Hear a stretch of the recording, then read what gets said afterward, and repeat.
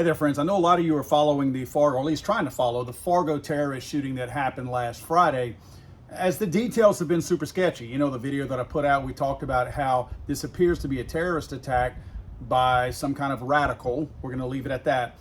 And there was a mild traffic stop, enough to where airbags deployed, but not enough to where anybody was injured.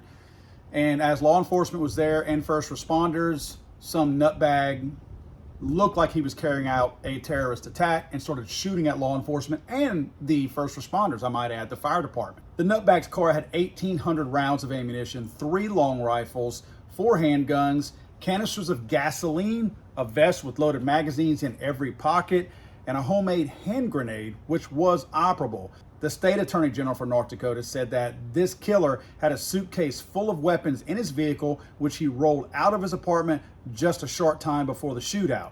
Now, looking at the picture, obviously you can see upper right-hand corner does appear to be a rifle with a stabilizing brace. Yeah, a lot of good that's going to do you. But yeah, that's how unusual and ironic that we have a stabilizing brace used the way it's not even supposed to be used on a long rifle on a 16-inch or 20-inch barrel. You'll notice a plethora of magazines. These are obviously 5.56 magazines. I guess they could be 300 blackout, but I'm sure these are 5.56. The rounds do appear to be 5.56 rounds in the baggies just above the magazines. You'll notice over to the far left, it does look like a plate carrier, but you can tell when a plate carrier has the plates in it. There doesn't appear to be any plates in that plate carrier. You'll notice the way it just kind of sags down. That's not indicative of plates being in it. And directly below that, that's simply a chest rig. That's not even a plate carrier. So this guy doesn't appear to have armor, but you know the media is going to run with this and say that he had a bulletproof vest on, which again, does not appear that he had one. You see several handguns in there. I don't see the grenade, the handmade grenade, but maybe that's in one of these pictures that I can't really tell. It looks like this picture was taken with a potato.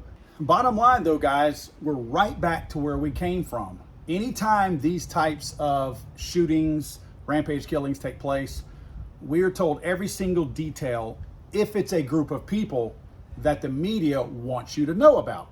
If it's one of the unprotected groups out there, you're going to know everything from this dude's birth certificate to who his third cousin was over in Florida or Iceland somewhere. This guy right here, since he does appear to be a radical immigrant, we're going to hear very little about him. And let's not forget that this area, especially going towards the Twin Cities area near Fargo, is full of these Somali immigrants.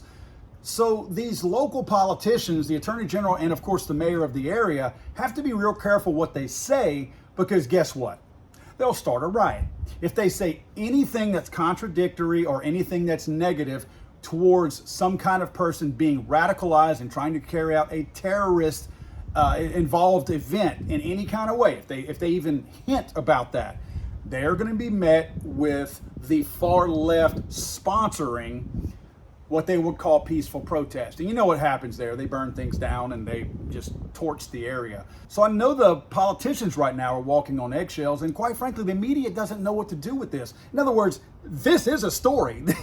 This is really a good story. This is like a headline story. This is a terrorist attack that was thwarted. They think that this was some kind of a setup, some kind of an ambush. I don't see it like that. And the reason why that the accident happened, and they've talked to all the witnesses regarding the accident, and this guy was not associated with anybody in the accident. So even if they were to fake an accident in order to ambush these law enforcement officers, that's not the case here, because again, the witnesses have stated otherwise.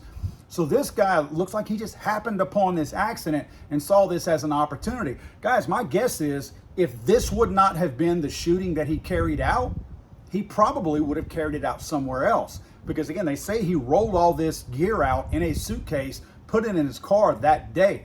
So clearly there was going to be a, quote, mass shooting. Again, I call it a terrorist attack that day somewhere. This might be the type of damage that we are fortunate to have, and that this guy did not go to a mall or a daycare center or something else that would have been a heck of a lot worse. More on this as it comes out, guys. Again, anytime there's a protected class involved in any kind of violence, the data is so hard to get out. It's almost impossible to get any real information out. I've contacted the local Fargo PD. No luck right there. But as things come out, I'm happy to share them. This is one of those situations that nobody has called it a terrorist attack yet. This was a terrorist attack on America. God save the Queen, man. I'm sorry, I thought this was America.